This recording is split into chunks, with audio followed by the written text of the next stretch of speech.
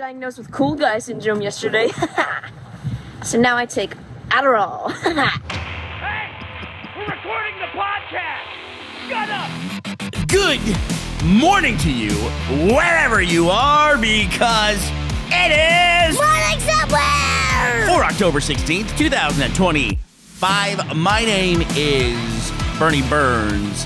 Sitting right over there, we are messing with his sleep cycle. Say hi to Ben King, everybody. It's Ben King. All right, geezer. Ben told me something amazing yesterday. You told me that on a typical night in Spain, Oh, my God. let me see if I get this straight. Let me see if I can get it right. You start eating at about like 9 or 9:30. The correct time to have dinner, yes. 9 o'clock at Perfect. night. Oh, it's beautiful. I'm like, please go to bed, kids. Finally, fall asleep so that I can fall asleep at 9 o'clock here. Especially now that the nights are getting longer or the days are getting shorter. This all started because you told me an insane fact, which is I don't know. Okay. the nightclubs, you don't go out to the nightclubs until 2 a.m. That's when you go to them. This is the most normal thing in the world to me. Like, I'm surprised that you are shocked by this. I'm shocked by that. When was the last time you went to a nightclub? I'm trying to fall back asleep at 2 a.m. No, I had a thing where I was like, when I would go to LA and I was single for the first time in my life and I was in like my late 30s, like just turning 40, I ran into a thing. LA's kind of a young town that the later it got, the older I got. Because I ended up being the oldest guy in the club, which is kind of a thing that happens. You don't want to be the oldest guy in the club. Oh, I'm starting to feel that a little bit. But in Europe, I'm sure you've also always got the guy who's like the really old rich dude. Oh, I mean, like, man, like Ibiza, it's all, half the crowd is like 50, you know. Okay, explain to me, as someone who is not that hip, what is Ibiza? Is it like just a hedonistic isle off the coast of Spain? Is that what it is? Well, I mean, I've been there. I wouldn't say hedonistic necessarily, although I'm sure there are pockets, as in anywhere.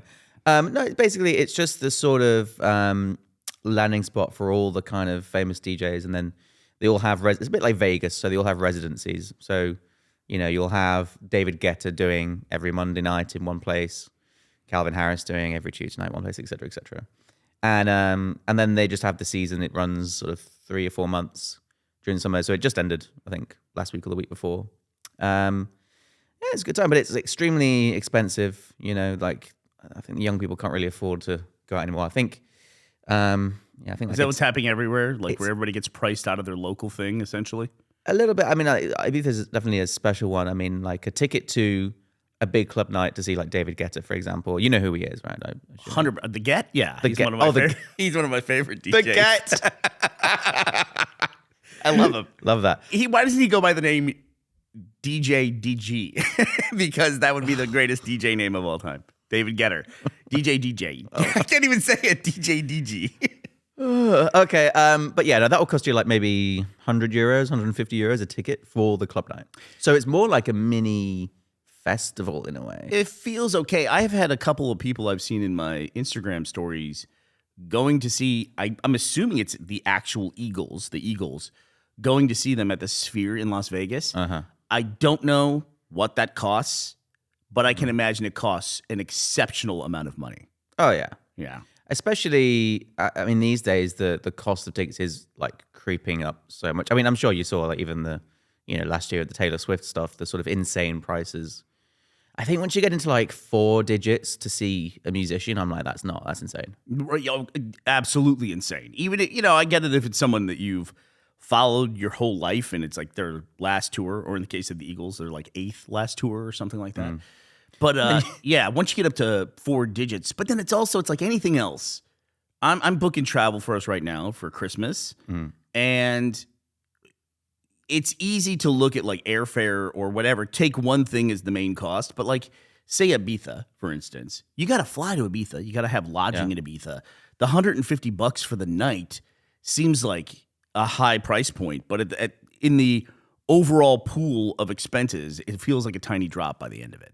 Well, if also, you're getting out there. I mean, yeah, if you're going from America, then you're looking at a high cost. I mean, for us, but there's also some of the clubs are also hotels.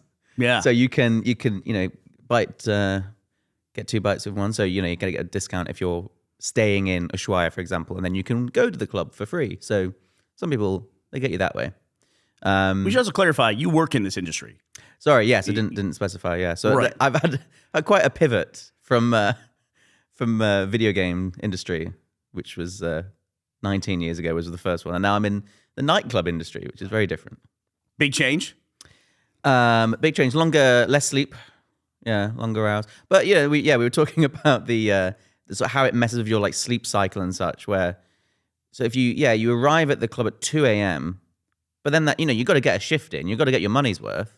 So you could probably stay a minimum of 3 hours. So that takes you to 5. Really, you want to do 4 hours, takes you to 6. If it's like a DJ like festival, then usually go to like 7 or 8. When do you sleep? Well, that's what the I fun can't figure part. it out. That's the fun part. You don't. You just you go till like 7 or 8 a.m. in the morning. And then I guess because you're eating dinner at 9, you're waking up at noon, right? Yeah, I mean, so it takes me like a few days to like reset my cycle. So I'll go home and I'll get maybe 4 hours of sleep, and then I'll just try to like recalibrate my body to like get back into the swing of things. But and that's also kind of like why I try not to drink alcohol now, because you can imagine that also is extremely stressful on the body when Yeah. And that's not. a thing that gets harder as you get older too, right? Because then you end up like I lose a day at this point. Oh, 100%. Yeah. I mean, for probably the last 10 years, it's like it would wipe out the whole of my next day.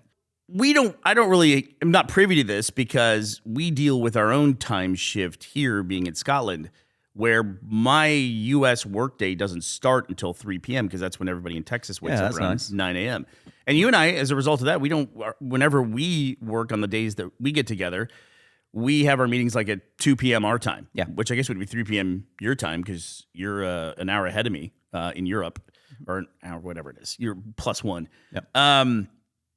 So I don't know. I'm not ever privy to it. So I think for a lot of people, that would be a super appealing lifestyle. Just be out until like 7 in the morning, go to sleep, and then wake up at noon if you can, or 1. I mean, like my meetings are like the earliest a UK meeting I'd have is like 10 a.m., like back when I was employed by other people. And then, so for me in Barcelona, it'd be 11 a.m. So, I get to wake up at 10:55 a.m.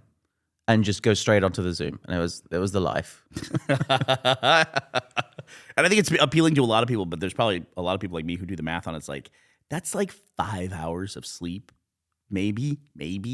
When do you catch up, or do you just not? Yeah, no, I don't like it. It takes a while to get back in. But You're just shaving off the end of your life, But basically. also, I mean, when I was a wee kid, I was insane. I was pulling all-nighters all the time, like just like running through to the next day, where I'd be coding all night because I'd get like an idea and I'd just be too excited about it, so I'd just keep going. I get it. I even tried to do that the other day. I was like, I'm gonna go through the next day. I'm gonna do it. I just crashed out. I just couldn't manage it. Yeah, your body tells you what you can and can't do, and the gate closes all of a sudden. And the knees are starting to go, so I'm starting to feel the wear of time a little bit. When I was working my telecom job for basically the first 2 seasons of Red versus Blue, would write the episode on Monday. We would record audio on Tuesday, edit the audio on Wednesday. If we were lucky, we could start recording some of the video layer on Wednesday. But really, that was Thursday. We would record all the video on Thursday. And then I would stay up all night long, every single week on Thursday, editing the video, getting it ready, rendering it, and putting it out for Friday. And I didn't sleep on a Thursday night for about 2 years. And that felt totally normal to me. I look back at it now and I wonder, how the fuck did I do that? It's just easy to go like, you know what? This one's coming out Saturday. That would be the approach now. Like, it's just, I don't know how I got through that stuff. I gotta say as well, I do feel bad because I feel like I contributed a little bit to your pain because like Red versus Blue would be released on Mondays or whatever, right? And I was like, we should make this feel like an event. We should have a specific time that we release it, and we make it feel like we have a countdown on the website. It would be great. And then so what would happen is the countdown would hit. I love a countdown, by the way. We should have more countdowns. Goes to 0. Website crashes because everyone is flooding at the exact same time. Yeah, that's exactly it. And I have probably revealed this before, but the early sponsorship model was a kind of a double benefit because we had people who then subscribed to it. They would get it on Friday, and then we would put it out for the people on the forums on the weekend, usually like Saturday night or Sunday morning. And then on Monday, it would be on the front page for everybody, in the general public who didn't have a registered account. that's spaced out, that server crunch as well. Like we could pace out our bandwidth of people downloading it. And that really helped a ton, because if you had those huge peaks, it would put you into a new tier for the class of service, because we were hosting all of this stuff ourselves. All this stuff is antiquated. Now you just put it on YouTube and you're done with it for most people. Yeah. But we're back in that world now of hosting all that stuff ourselves. So we're thinking about all that stuff again. Time is a flat circle. Is that the phrase? You know? I would like to think of it as the world is finally coming back around. After 20 years, we were finally right to have our own website and not go to places like YouTube and other places like that. Well, I mean, even that, I mean, you know, Red versus Blue, I mean, roosterteeth.com was like an early SVOD service before that even was an acronym. Yeah. And now that's come, you know, lots of people are doing that themselves. They're saying, well, we want to have our own destination and brand it ourselves and own that relationship with the fans. And yeah, it's interesting. You're very, very on the ball with that. Do you know that like when like 2012, 2013 in there, we just had our website, right? And we had our subscribers that subscribed to roosterteeth.com. We didn't call it an SVOD, and we were classified with all these SVODs, which are subscription video on demand services. And somebody who came in and said, you have an SVOD here. And we go, yeah, but we don't really call it that. They go, but no, but look at this. And then they had like the top 10 SVODs in America. And then they put us with our user count and revenue in there. And they go, you guys are like top 10 SVODs in America. And you don't realize that because you don't call it that. Yeah. And that was kind of an interesting moment for us when they did that. But now I think that stuff has all come back around. People are, I would never refer to Rooster Teeth 2025. I would never refer to that as an SVOD. Yeah. Never would. Yeah. But it is funny when you look back, like the old websites from, you know, circa 2008, 9, 10, whatever it was. That was actually a very complex, wide website. Like it was a full SVOD. Well, we added video streaming. I remember that was like a big deal. It used to be, the kids these days don't know, you would download a Windows Media file. Yep. And you or a QuickTime MP4, and you just download the file. So then we added the streaming on the website. That was a new thing. And we had all the sponsor windowing, and we had all the comments and all that stuff. And then on the community side of things, we had the forums, we had groups, we had private messaging, we had awards, we had milestones. So like if you points, we had a whole we had an economy system on there. Yeah. We had the cock bar. We had tournaments. That was a joke. The cock bar was a joke, wasn't it? To make fun of Dig, wasn't it? Yes, but I'm saying it's still a complex piece of software, Bernie. Have some respect. We had I can't even explain what that was. I can't go into that. You know, and we had all these, and then on the achievement underside, we had all like a games database. You could track what games you were playing. You could find people to play games with you. You could, you know, I'm just going on and on, like so much stuff that we did. It's funny, too, because our working relationship spanned such a long period of time that I remember, God, you were probably 13 and I was 30, and we're sitting in the office and we're arguing. And we were arguing about podcasting in particular. Because you said we should put Red versus Blue on Apple Podcasts or on the podcast. Make it a podcast and put it out there. Yeah. Yeah. And I said, Ben, this is a product that we license from Microsoft to make this show. I don't know how to navigate it where I put this on Apple's platform. I don't even know how to have that discussion. And I don't want to put this stuff on Apple's destination. And you said, podcasting is not an Apple thing. And I go, it has pod in the name, iPod. It's where it comes from.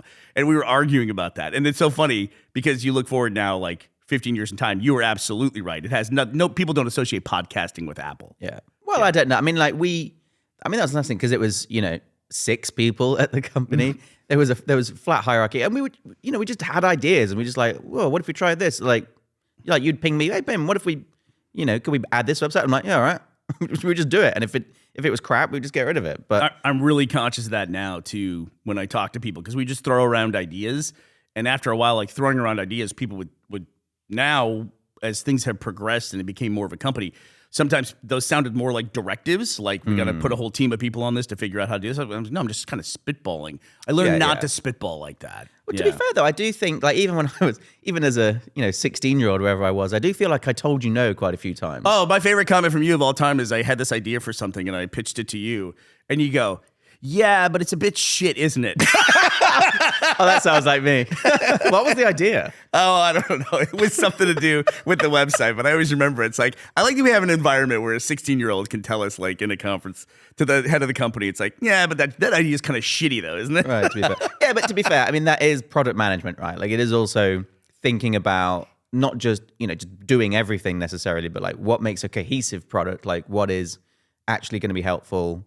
And then you get into, obviously once I left, I started doing more traditional software company roles, and you're looking at like metrics, KPIs, and you're trying to improve the business. I mean, we had our own analytics, and I was still trying to figure out basically how can we make the website more engaging for people, more fun destination for people.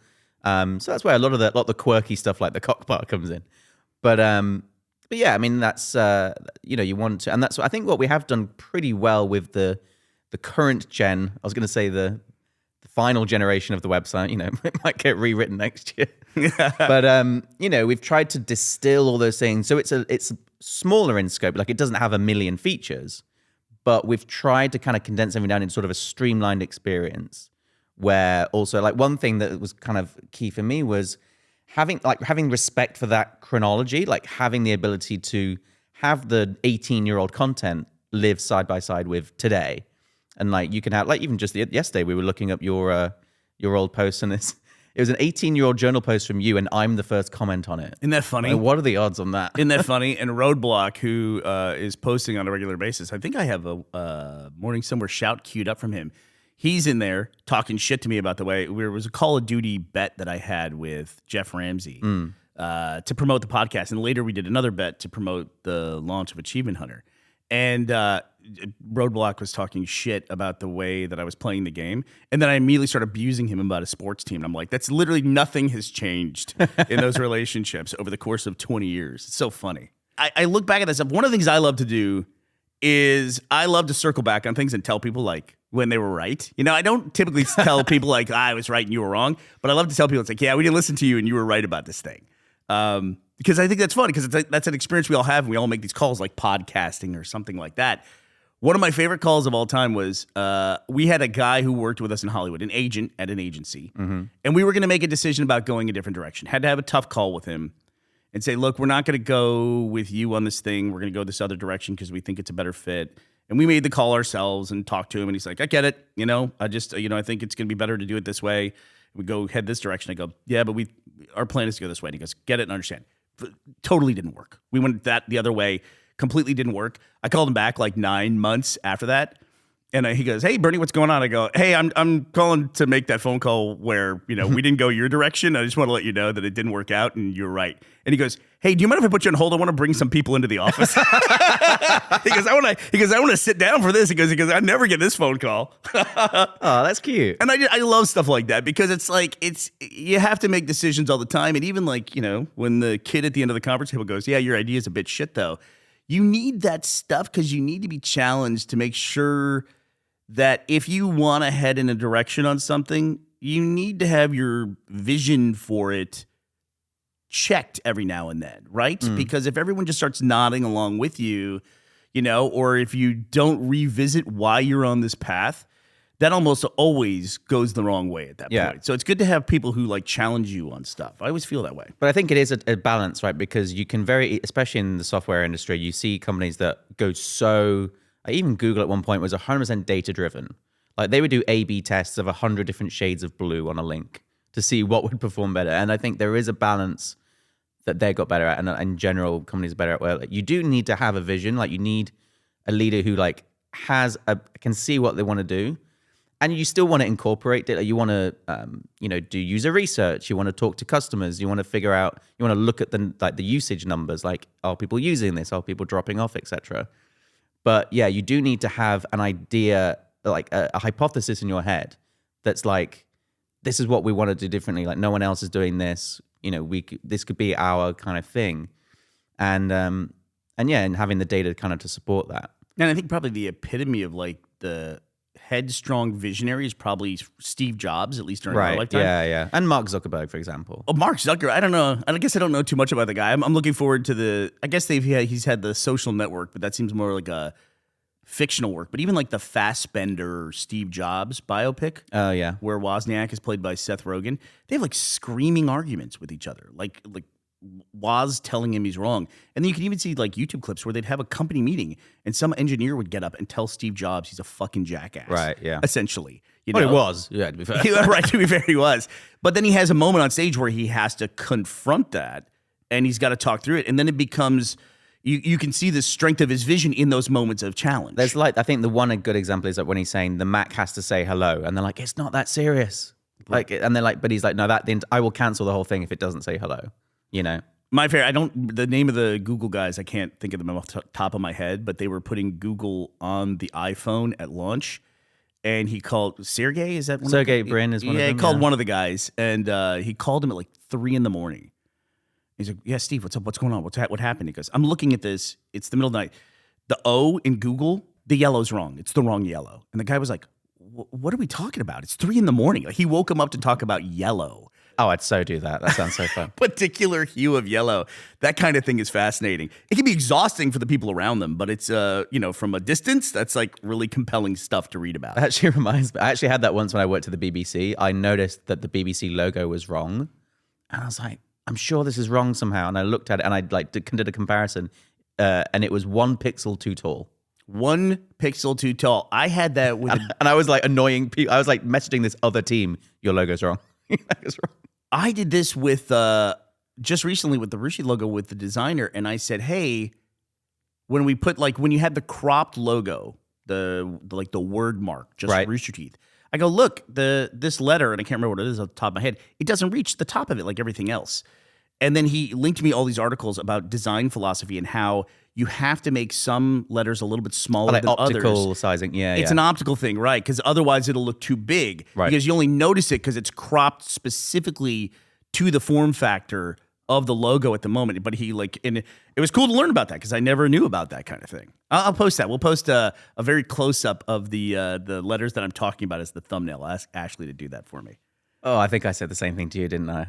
I was like, oh. Well, we've got a thing right now on the website, which I'll call out, which is, have you noticed the letter S in our font that we're using? The capital S. Capital S. It just looks, this is how nice I am as a boss these days. I didn't call you about this. I've dealt with it. Well, now I'm excited to see what you think. The S looks bizarre. It looks like Really? it almost looks like it's offset down or something like The that. capital S, are you sure? Yeah, look in the word bonus. That's where I keep seeing it, bonus, on the website. So go to the morning summer feed, and there's on every Saturday, there'll be a bonus thing. Last Saturday was a new RTAA.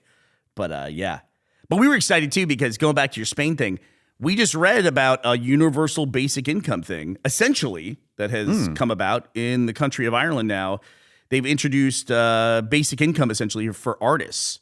Amazing, yeah. Where we determined it was like 1,200 euros a month or something like I that. think it was like dollars was the... No, in the did they article I convert saw, it to they dollars? Converted it, yeah. So that would be probably call it 1,000 euros at that point in time.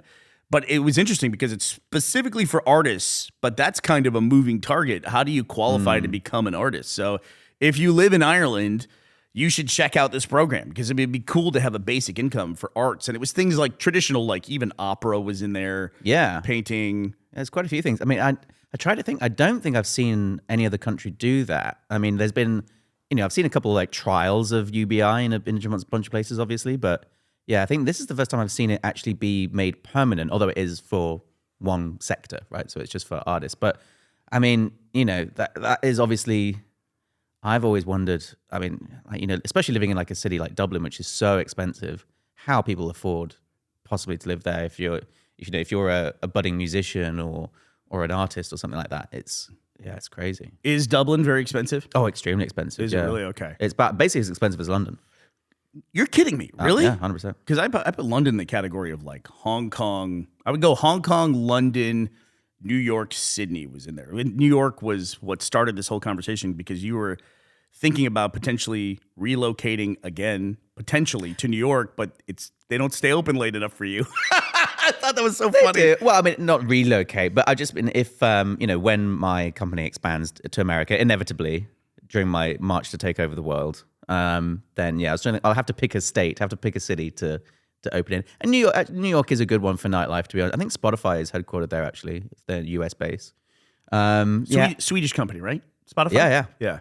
Yeah, very, very. I think probably the most famous Swedish tech company. Depends on your age, you know. For younger people, it would be Mojang, you know, was based in Stockholm. Right. Okay. You know, Minecraft, the product. But yeah, Spotify, I would say, as a platform. Is Spotify definitely- is crazy because I remember using it the first day it became available. Like I would have been, again, maybe 13 or something. It must be like 20 years at this point. And I've used it every day of my life. You have always been more tied into music than me. That's always been a deficit in my life, is an appreciation. But for I both have classical taught, and you know, modern I've music. taught you a lot of things. I've taught you a lot about One Direction. You have. I know about Dave Guetta now. You know about Dave Guetta. And I'm making music as well. So, you know, maybe I'll send you over some stuff you can critique. If I sound distracted over here, it's because I've been on my phone planning my trip to Ibiza now that I know all the prices for the best. Yeah, we'll DJs. go on a bender in Universe. It'll be great. So what separates a good DJ from a bad DJ? Oh my God. Well, so it's funny you say that, actually. DG, as we call him, he guest. actually said recently he doesn't see himself as a DJ now. Okay. He sees himself as a performer. So, you know, I'm sure you've seen like clips where, you know, you've got the crowd watching and like 95% of them have their phone up, Right, yeah. right? And it's like, the dude's just DJ. But he says, well, now basically people just come to watch me, but they're not there for the actual listening to the mixing of the music or anything like that. They just want to see David Guetta. They want to, you know, hear the big hits. And he says it's more like a concert / you know, I'm a showman sort of a thing, which I thought was really kind of interesting and I guess true. Like I would agree with that. But like most DJs, you know, it also depends very heavily on the genre, right? So you've got, I mean, I'm not into the techno. And, you know, give me some lyrics. You know, Okay, I want to sing along, you know. Okay. So I'd like prefer more of the sort of house. I do like a lot of that sort of 90s stuff. I like a bit of throwback to that. And yeah, just what makes a good one, I guess. There's the technical elements, obviously. So you need to be able to, you know, choose your music and mix them together and, you know, have all that good. But I think really it's just about reading the crowd. It's a really weird one because it's an art form in itself, which is, they call it reading the crowd. And you have to kind of sense what the crowd's into and what they're not into. So that's very hard. Well, I'm just here for one thing and one thing only, and that's the drop. I recently Aren't we all? started following. I can't find the name of it here in my following list, but on Instagram, it's just an account that posts the best like DJ transitions, and that's it. That's it. It's like I'm such a Philistine. It's like I'm more than happy to have that. And I can skip my heading out to the club at 2 a.m. to start my evening because I can just watch that account. But you know, I mean, there has been quite a big rise lately in sort of daytime stuff. You know, particularly for the older crowd who don't want to be out so late. They have daytime raves now. Yeah. Is there a brunch DJ session? Funny you say that. It's literally called Brunch Electronic. Get the fuck out of here. And I go to it all the time in Barcelona, yeah. It's a daytime day festival. As long as there's a discount and I can remember to take my medicine. I'll take you to a Brunch Electronic next time you come to Barcelona. We'll see black coffee. It'll be so fun. Okay, let me do a little bit of housekeeping here. First of all, I want to say thank you to our sponsors for today.